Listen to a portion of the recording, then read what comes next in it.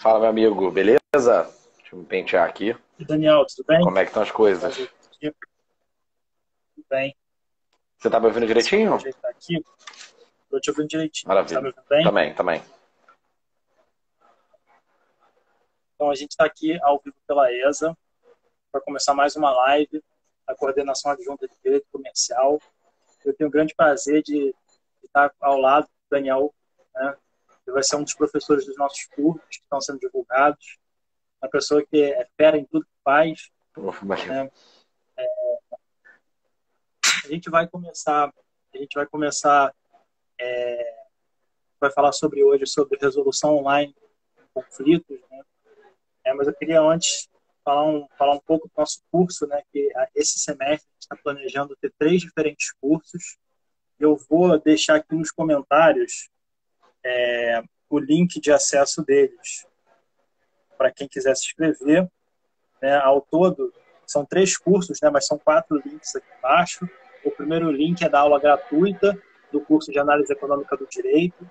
O segundo link é das 3 próximas aulas, né? Da qual o Daniel faz parte. Ele vai dar uma aula também sobre esse tema. E os outros 2 cursos, né? Um de Economia Comportamental, que o Daniel também vai participar, vai falar um pouco sobre como é que a economia comportamental, né? O que é a economia comportamental e como é que a gente consegue prever o comportamento da nossa contraparte, né? Do nosso adversário no processo. E o quarto link é de um curso que uma aula que eu vou dar sobre macroeconomia para a gente entender um pouco mais de conceito de inflação, entender um pouco o conceito de banco central, como é que isso ajuda na advocacia. Então, esses links estão aqui. E lembrando que o nosso curso de Análise Econômica do Direito, na próxima semana, no dia 17, vai encerrar nossa promoção de adquirir o curso por metade. Então, vale a pena correr para se inscrever. Tá muito bacana. Eu queria agora, antes da gente começar a falar, Daniel, eu queria falar um pouco mais sobre a questão da metodologia, né? Eu também falei na última live da metodologia da economia. Na economia são 2 metodologias, basicamente, que a gente tem. Uma que a gente chama de economia descritiva, né? Que a gente vai ver como é que a realidade é e vai descrever ela. Ou seja, tem muito processo, o judiciário ele é moroso, quais são os diagnósticos da realidade. E outra análise que a gente pode fazer na economia é uma economia que a gente chama de normativa, né? Que a gente faz uma declaração fazendo prognoses, né? Fazendo uma previsão para o futuro. Olha, assumindo que as pessoas são racionais, né? Que elas vão a maximizar seus próprios interesses, a gente vai ter as seguintes previsões. E o nosso tema, né, da live de hoje, né, vai ser o consumidor.gov, né? O que é o consumidor.gov, qual categoria se insere o consumidor.gov. Então, vou começar, já falei demais, né? Vou passar para o Daniel a bola. Você poderia só falar um pouco mais sobre esse ODR, o que é o ODR e como é que funciona o consumidor.gov? Claro, com certeza, Jacques. Obrigado aí pelo convite. É um prazer estar aqui com você. Super recomendo aí, chancelo, tudo que você falou sobre os cursos, excelente. Eu acho que é uma excelente oportunidade por um valor acessível, né, de entrar em contato com o tema da análise econômica do direito. É um tema que é desfalcado, né, nos currículos da maior parte das universidades do país, né, sobretudo quando a gente está falando de graduação. Então é uma excelente oportunidade de entrar em contato com esse tema. Né, é um tema que só cresce, é um tema que é necessário, imprescindível para todas as áreas do direito. Então, desde o direito penal, né, a gente aqui como advogados de contencioso, né, consegue e vai discutir bastante isso aqui hoje na live, mas direito do trabalho, direito contratual, enfim, todas as áreas de direito são afetadas pela análise econômica, então é fundamental. E aí, respondendo a sua pergunta, Jacques, também sobre o que é o ODR, né? A sigla ODR vem de Online Dispute Resolution, né? Resolução online de disputas. É curioso, né? Porque durante muito tempo se pensou que quando a gente discutia resolução online de disputas, a gente estava falando simplesmente das disputas online, que surgiam no ambiente virtual. Até mesmo porque foi aí que nasceu, né? As ferramentas de ODR, a primeira ferramenta de ODR, ela vem como uma necessidade mercadológica do eBay. Então o eBay, na medida que ele cresce ali no início da bolha das .com, do surgimento ali no alvorecer do comércio eletrônico, ele precisava criar uma ferramenta para ajudar a dirimir os conflitos que surgiam, né, entre compradores e vendedores. Então, para quem não conhece o eBay, ele funciona de forma semelhante ao Mercado Livre.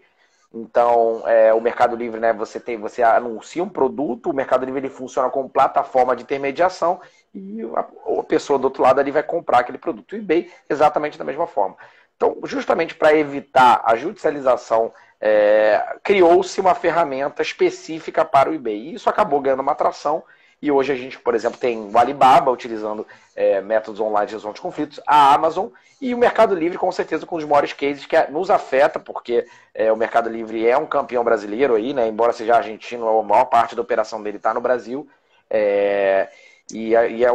Talvez seja o caso que a gente tenha mais contato, né? Seja por conta da publicidade que o Mercado Livre dá ao sistema deles de resolução online de disputas, como, por exemplo, compra garantida, né? Basta jogar no YouTube lá, Mercado Livre, compra garantida, que você vai ver como funciona. Eles fizeram vídeos, então, expostos de forma bastante lúdica, né? Para o público geral entender. E tem uma discussão muito interessante sobre online dispute resolution. Você vai pegar, por exemplo, o Daniel Arbix, né? Doutor pela USP, ele é diretor da Google. Ele costuma falar que para ele, né, e na visão dele, ele tem um livro sobre resolução online de disputas, ele fala que se você simplesmente conectar a tecnologia aos métodos já existentes, ele não considera o ODR, ele não considera o método online. Então, para ele, o método online é somente aqueles métodos que conseguem utilizar todas as vantagens do ambiente virtual. Eu discordo um pouco dessa opinião. Eu acho que se você conecta, né, você liga na tomada ali liga na tomada e na internet, né, qualquer método tradicional de resolução de conflitos, você já tem o método ODR. Então, mediação online, arbitragem online, justiça 100% virtual, né, que a gente está vendo agora, justiça digital, o projeto todo que o Fux aí está encabeçando.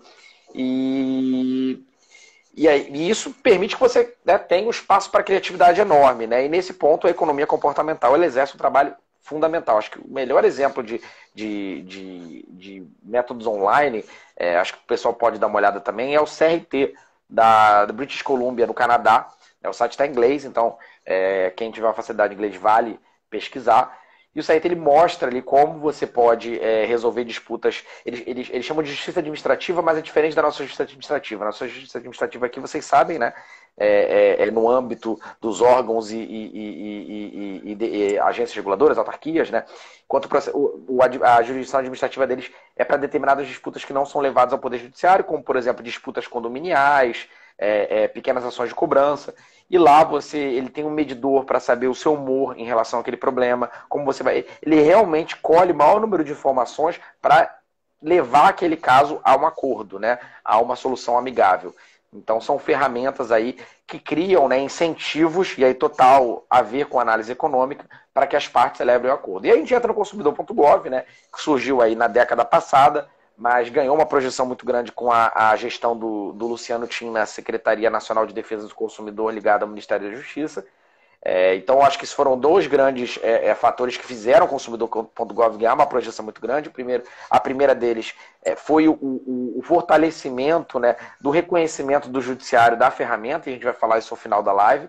E o segundo, sem dúvida nenhuma, foi a projeção que o Luciano, que inclusive, né, é um dos maiores nomes da análise econômica do país, eu acho que a gente pode falar sem medo de errar aqui, que foi ele, inclusive, um dos precursores do tema no país, né, há mais de 10 anos.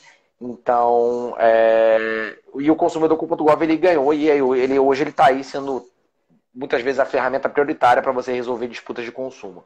E aí, como é que o consumidor.gov funciona? Não tem nenhuma ciência de foguete por trás. Você vai lá, você vai fazer uma reclamação, o fornecedor, o prestador de serviço vai ter um prazo para responder aquela reclamação, e você vai dizer se aquela reclamação foi resolvida ou não foi resolvida, né? Vai ser concluída ou não vai ser concluída.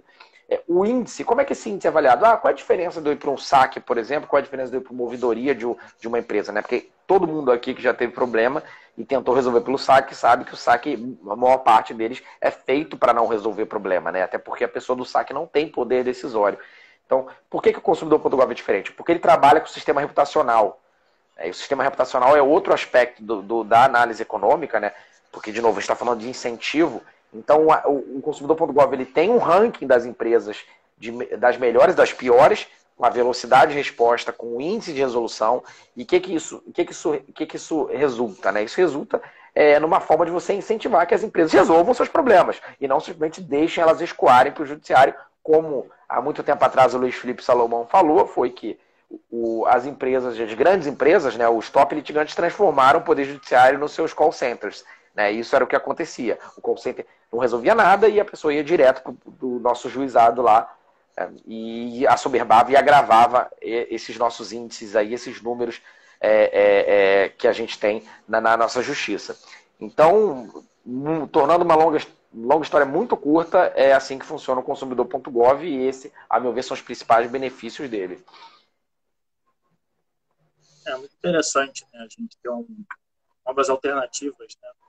Eu até lendo sobre um pouco, a gente fala também que muitos meios alternativos, né? O ADR, né? Alternative Dispute Resolution. A gente pode inserir esse ODR dentro do ADR. Uma questão, um método alternativo, né, para solucionar disputas. Eu já vou passando aqui para uma próxima pergunta sobre como é que a gente pode, assim, nesse texto, conseguir que reduza a litigiosidade com esses mecanismos, né? Entendendo que ele pode ser também como um meio alternativo de solução de controvérsia. Como você falou, né, e até o que eu trouxe aqui no início, essa ideia do conceitual, até doutrinária de métodos online de resolução de conflitos, você liga na tomada e conecta no Wi-Fi o método alternativo, o método adequado, você já está falando de ODR. Então, por exemplo, o consumidor.gov coloca um mediador, né, é uma mediação online, não deixa de ser uma mediação, mas é uma mediação online. Você cria um procedimento arbitral, né? A gente sabe que é mais difícil por N razões, acho que nem cabe aqui a gente entrar nessa seara, mas cria um método, uma arbitragem, né, online, um procedimento 100% online, você está falando de ODR.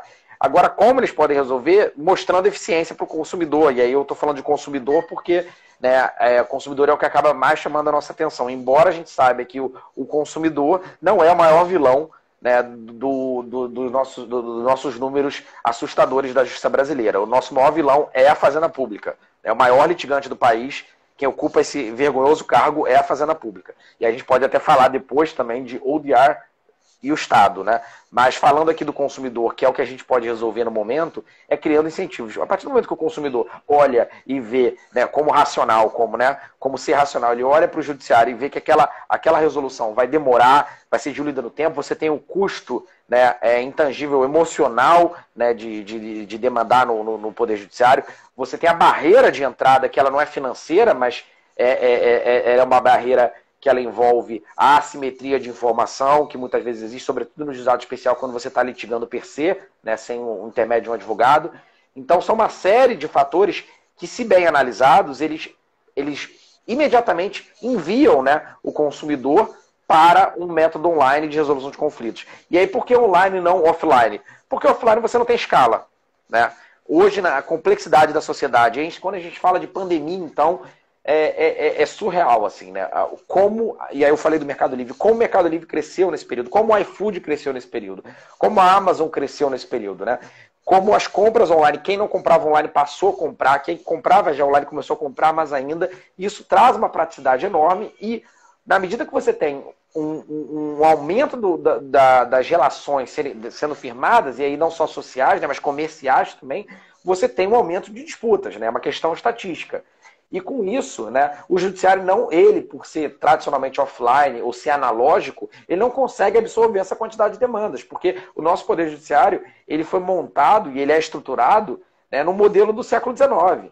A gente tem hoje, né, diversas inovações e aí, gradativas, inteligência artificial, mas a gente ainda está muito analógico.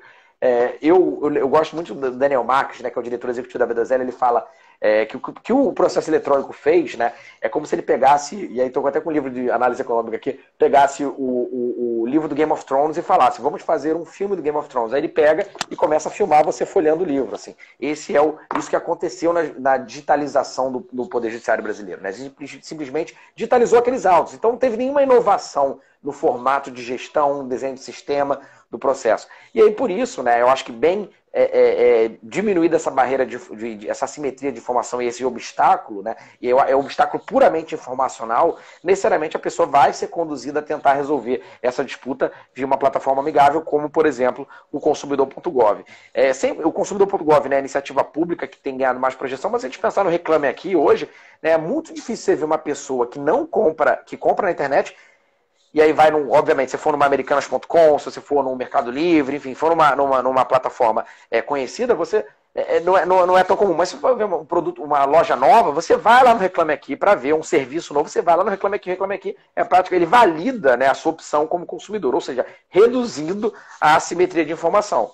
E o consumidor.gov funcionando da mesma forma, né, e criando, inclusive, um incentivo para que a empresa, né, ela resolva aquilo fora do judiciário. Isso é bem interessante, né, que você falou. O judiciário ele não está adaptado, né? A gente vai pensar que no Brasil tem 220 milhões de pessoas, né? Imagina se cada um gerar uma demanda, né?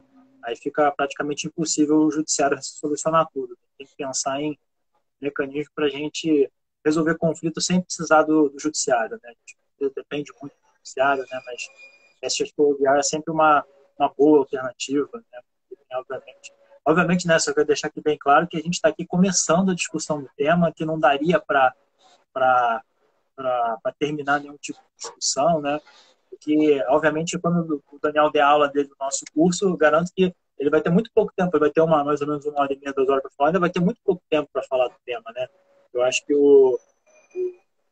aqui a gente só está aqui só jogando ideias, né, para gente começar, né, nossos cursos. Eu só lembrando aqui que nossos cursos aqui estão disponíveis já, estão preço, como o Daniel falou, bem acessível para todo mundo poder ter acesso à análise econômica do direito, para a gente poder todo mundo acessar. Então, a inscrição, lembrando que a gente tem uma aula gratuita, né, e depois tem vários outros cursos para a gente falar. O Daniel vai participar de 2 deles, né, um sobre o curso de análise econômica do direito e um outro sobre o curso de economia comportamental, né. Então, acho que o que você falou é muito importante mesmo, né? Obviamente, a redução da litigiosidade já é uma vantagem, né? É uma vantagem do ODA. E você conseguiria também elencar, por exemplo, outras possíveis vantagens, ou eventualmente uma desvantagem? Obviamente, tudo tem bônus e ônus, né? Você conseguiria dizer mais ou menos o que poderia melhorar, o que totalmente poderia piorar com esse tipo de... Essa é uma excelente pergunta, né?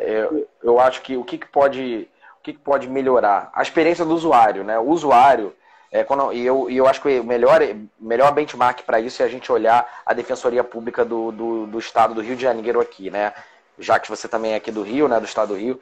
A Defensoria Pública do Rio é a Defensoria Modelo, né? Ela recentemente criou... Recentemente a gente perde a noção do tempo com a pandemia, mas já desde 2019 ela tem um aplicativo verde, que é um aplicativo que ele permite, né, que o usuário ele vá lá, faça a reclamação através, informe seu problema, submeta documentos através, né, do celular.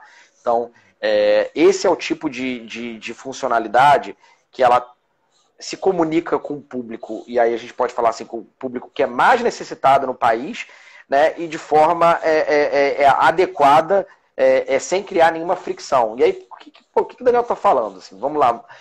Pensa no PJE, né, já que você é um cara também, um guerreiro do contencioso aí, né, um militante como eu, e vou te fazer uma pergunta sincera, agora quem vai te fazer uma pergunta sou eu. Você sabe mexer direitinho no PJE? Você tem sua dificuldade no PJE.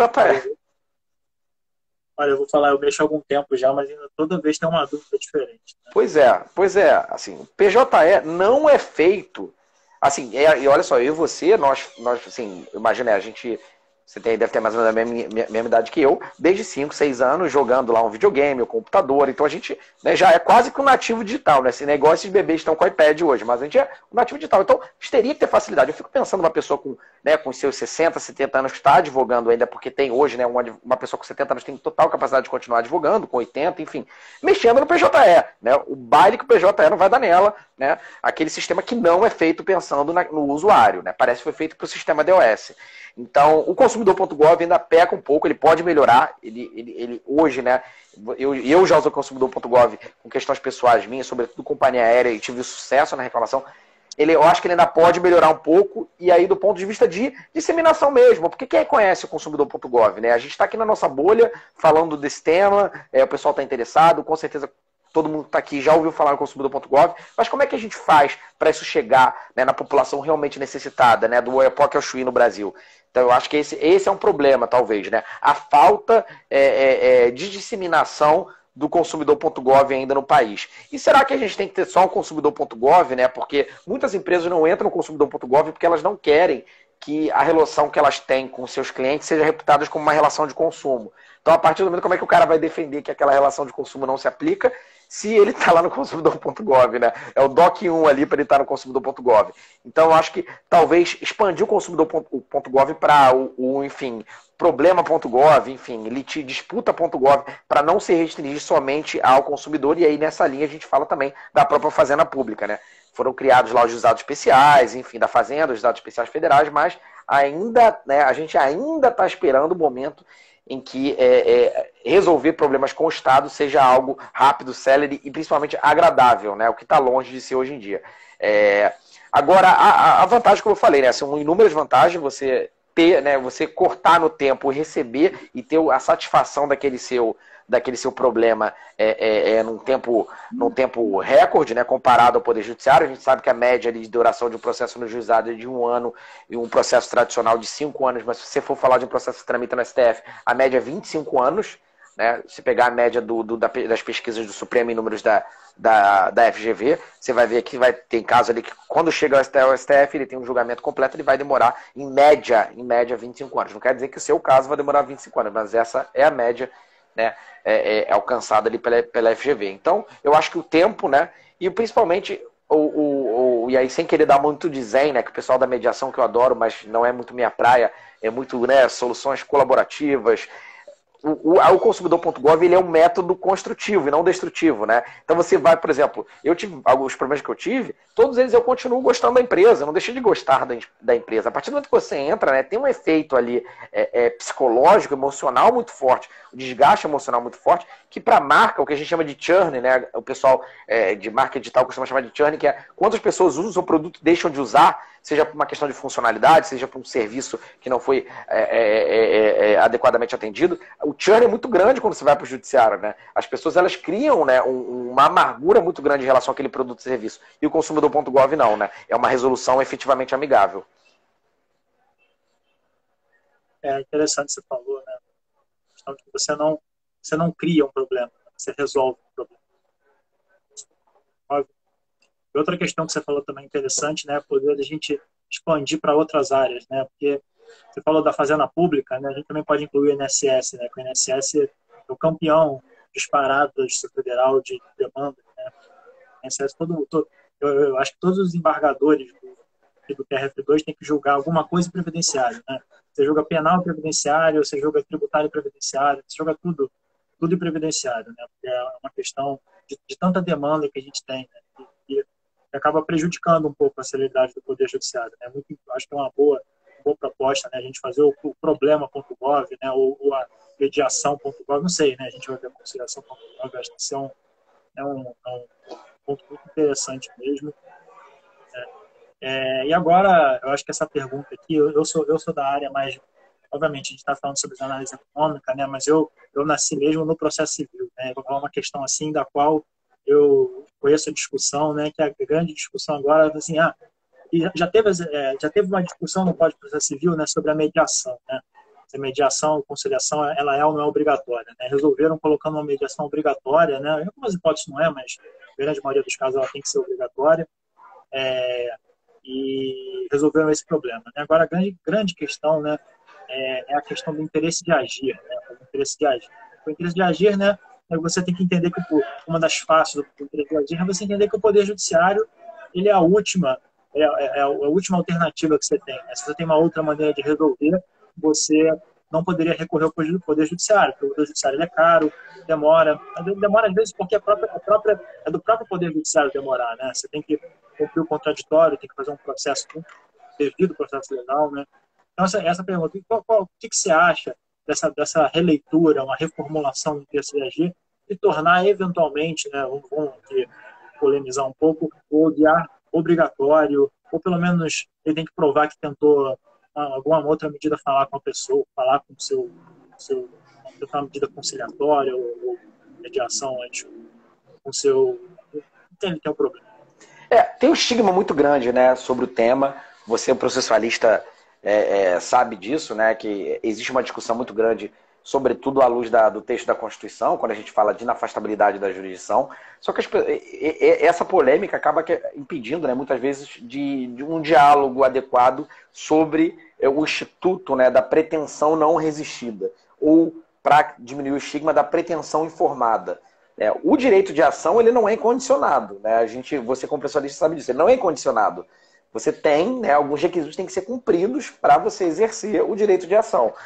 E aí quando você está falando do direito de ação, que está também na Constituição, né? E aí quando você fala dessa necessidade de você procurar, né, o moldear, uma mediação, uma negociação, é um tema que, para que ele surge? Né? Para ajudar a desafogar o Poder Judiciário, não para criar uma barreira de entrada no Poder Judiciário. Tanto que não faz sentido nenhum você estar muitas vezes com um cliente seu que precisa ser internado, por exemplo, né? Você buscar o consumidor.gov, né, antes de entrar com uma ação. Você tem uma tutela de urgência ali, você vai entrar com a ação. Agora, quando uma demanda que você pode resolver amigavelmente, ou seja, você não tem urgência, você não tem os requisitos, né, para periculo in mora, sobretudo, né, para pleitear aquela medida, você informar e trazer oportunidade para que o seu adverso, né, sobretudo falando de uma empresa em uma relação B2C, né, que a empresa ele tem a oportunidade, a companhia tem a oportunidade de resolver aquela demanda,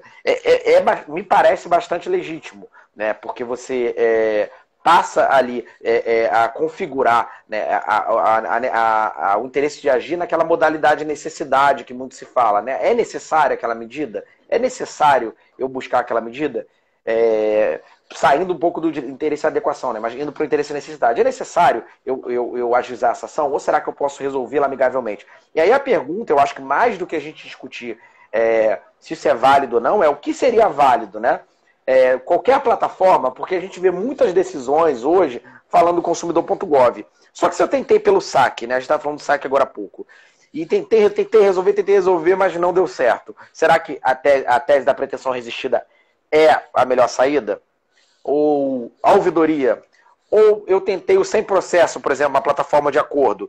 Ou se necessariamente tem que ser o consumidor.gov, né? Eu entendo que qualquer plataforma, desde que haja a prova de que você tentou buscar, já supriria essa necessidade. E aí, nos outros casos, né, obviamente, caso você não tenha obtido, e o que o juiz faz, né, é importante destacar também, né, o juiz ele simplesmente suspende o feito. E aí está falando de um feito que não tem urgência. Suspende o feito para que a parte tente. Né, ele não extingue a ação, ele vai indeferir a petição inicial, né, caso a parte não cumpra, né, a obrigação de tentar, né, de protocolar o requerimento no consumidor.gov. E aí a minha defesa aqui, eu advogo para que isso seja ampliado, né, para outras frentes e outras formas ali, outros canais, na verdade, né, de acesso. Mas, de novo, isso é um tema longe de ser pacificado, tanto na doutrina, né, quanto na jurisprudência, mas eu acho que ele serviria como um poderoso incentivo para reduzir a litigiosidade, sem dúvida. Você cria custo, né, para a parte lá na justiça, né, e um custo que pode terminar em não ter processo na justiça, né? Porque o processo na justiça, as pessoas isso tem muita análise econômica, né? Tipo, quando a pessoa ela tem um custo privado, mas ela não compartilha o custo total do Poder Judiciário. Né? Quando você paga as custas lá do Poder Judiciário, você não está pagando toda a conta do Poder Judiciário, ainda falta muito. Né? Então, isso é um custo. Então, o custo coletivo ele é compartilhado do Poder Judiciário. E, obviamente, a gente vive numa sociedade extremamente complexa, né? 200 milhões de habitantes, mais de 8 mil quilômetros quadrados de território. Né? O Brasil é muito complexo, né? Todos os que tem. E pensar em resolver o problema dessa forma, eu acho que é uma questão muito importante, né, a gente pensar. E também tem outros lugares que isso já é verdade. Né? Por exemplo, quando a gente vai fazer um habeas data, a gente tem que provar que teve recurso do poder. Ou seja, já estamos... Assim, tem que provar pelo menos que teve recurso. Tem que ir lá no poder... tem que pedir o dado. Você não... dado de caráter público, né, no habeas data. Você não pode simplesmente chegar para o Poder Judiciário sem nenhuma recusa e tal. É a mesma coisa, né? Você tem que pedir... Eu acho essa ideia, né? Você tem que pedir para a pessoa, né? Falar assim, olha, você concorda em me pagar o que você me deve? Concorda em trocar meu produto? Concorda em fazer isso? Exatamente. Mas a gente tem uma noção, né, a doutrina, né, direito processual, ela tende a ampliar muito o acesso à justiça, né? Então, o acesso não pode ter... exatamente como você falou, né? É um tabu muito grande a gente falar de reformular, né? A gente pode pensar simplesmente, pô, eu tenho uma briga com o Daniel, aí eu vou e pergunto pro Daniel, pô, Daniel, você não concorda que você tem que me pagar? Pô, eu tenho esse argumento aqui, aí o Daniel pode falar assim, pô, você tem completa razão, eu tenho que te pagar mesmo. Aí não precisa ir para o Poder Judiciário, né? Seria um tipo de recurso, né? Eu acho que Exato. essa é a linha, né? Exato. Um ponto, já que é interessante quando a gente fala de acesso à justiça, né? Isso é outro estigma, que acesso à justiça ele é um sinônimo de acesso ao poder judiciário, né? Acesso ao poder judiciário é só uma espécie do qual acesso à justiça é gênero. O acesso à justiça é muito amplo, né? O acesso à justiça envolve, como a gente estava falando aqui, o acesso à informação jurídica, né? Não necessariamente apenas o acesso ao poder judiciário, você ter o seu dia na corte, né? Como os anglo-saxônicos falam. Você ter o direito a um dia na corte, né? Um dia lá no tribunal. Então, existem outras formas de você alcançar e entregar, né, o acesso à justiça. E nesse tocante também, eu acho legal o que você falou, né? Eu acho que o INSS é outro exemplo. A gente tem a obrigação lá de você exaurir a via administrativa para buscar uma medida contra o INSS. Então, o próprio INSS, né? Você tem a exibição de documentos bancários também, que você tem que exaurir a via administrativa. Então, já existem hoje, né, na jurisprudência diversos entendimentos nesse sentido do interesse de agir. Realmente, esse é um exemplo. Por exemplo, eu só queria também mandar o Sérgio aqui entrou na nossa live, o Sérgio Coelho, queria mandar um abraço para ele, não sei se pode dar contato para ele. Não, realmente é esse o ponto, né? A gente tem que pensar com a cabeça assim, e a gente fala muito né, falou muito na pandemia, né? A gente falou em achatar a curva, né? Porque os hospitais não têm capacidade de todo mundo ficar doente ao mesmo tempo. A gente tem que fazer esse distanciamento para a gente achatar a curva. Acho que a gente pode incorporar um pouco desse pensamento para o Poder Judiciário, né? A gente tem que achatar a curva do Poder Judiciário. Se todo mundo brigar ao mesmo tempo, não vai ter Poder Judiciário para todo mundo, né? Esse é um ponto importante, né, da economia, que eu também pretendo explorar bastante na aula, principalmente na aula gratuita, né? Que é a questão do judiciário como um recurso comum, né? Que significa basicamente que quanto mais você acessa o Poder Judiciário, menos ele se torna útil, né? Quanto mais demanda, menos o judiciário consegue julgar e menos ele consegue atender. E é um ponto que você falou muito importante, né? É a questão que todo mundo tem acesso à justiça. Isso todo está garantido. Todo mundo tem acesso à justiça. Agora, acesso a uma prestação jurisdicional, aí a gente não tem muito, né? Prestação jurisdicional é uma sentença, dizendo assim, você tem isso, é o bem da vida, a gente não tem tanto, né? Essa que é a grande... Então, esse ODI, eu acho que é isso, e acho que tem tudo a ver com a análise econômica do direito, como você falou, colocar incentivos para reduzir a litigiosidade, porque o judiciário ele custa, ele é caro, né? E quanto mais você usa esse serviço, né, um serviço adjudicatório, né? Quanto mais você usa esse serviço, menos útil ele se torna, né? Ele vai começando a demorar para entregar a prestação. Esse que é o ODI, é exatamente isso, né? É uma maneira da gente tentar reduzir o nosso programa, ir lá no consumidor.gov, conversar, né? Porque eu acho que isso se falta, né? Pra gente, porque às vezes, assim, se a empresa não tem razão, realmente tem que cumprir. O certo é todo mundo cumprir as leis, né? O certo é todo mundo descumprir as leis e o Poder Judiciário para fazer cumprir. Esse que é o grande ponto. Né? Então, Daniel, queria agradecer aqui, a gente falou aqui que é o objetivo da live, né? Falar uns 15 minutos, né? Sobre o tema, para dar uma pequena palhinha, né, do que o Daniel vai falar lá no nosso curso, né? No curso ele vai explorar muita coisa. No semestre passado eu assisti a aula do Daniel, foi completamente excelente. Ele vai falar de temas assim, que a gente nem imagina, né? Essa é uma aula assim bem ampla. Eles vão ficar impressionados como é que o Daniel vai abordar o tema. Eu fiquei impressionado, né? Acredito que todo mundo ficar impressionado. E lembrando, né, que o Daniel vai participar de 2 cursos da gente, né? Vai participar do primeiro curso da nosso curso de análise econômica do direito. Esse curso é composto de 4 aulas. A primeira aula é inteiramente aberta ao público, qualquer um pode ir lá, vai e se inscreve. E também tem o curso, a parte paga do curso, né, da qual o Daniel vai dar uma aula. E esse curso ele está até o dia 17, isso é importante falar, vai estar metade do preço, um custo extremamente acessível, né, para todo mundo participar. E também tem mais 2 cursos, né, que é 2 aulas que a gente vai falar sobre economia comportamental, da qual o Daniel vai dar uma aula também sobre economia comportamental. Ele já chegou a falar um pouco de economia comportamental aqui na live, mas provavelmente vai explorar. Mesma coisa, né? Economia comportamental é um tema que se discute há muito tempo, é um campo muito vasto.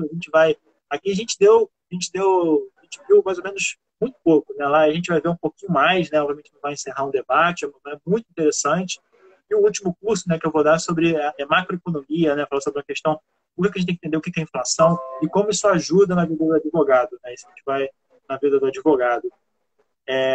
Tem mais algum comentário, Daniel? Não, pô, depois dessas palavras eu tô preocupado, eu vou ter que estudar aqui para atender toda essa expectativa, esse sarrafo que você botou lá no alto.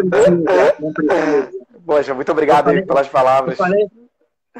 O pessoal vai ver que é muito, que o que eu falei foi muito, na verdade é muito mais, né? Quando for ver sua aula, né? Então, vamos lá, estamos super animados, estamos super animados com essas aulas aí. Espero que o pessoal que inscreva participe bastante, né? Acho que vai ser um momento bem de troca.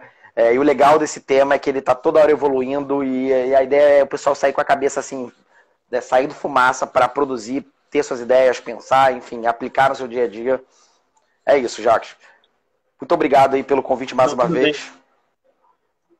Eu que agradeço ter participado aqui da live, tá? A gente vou estar encerrando agora a live.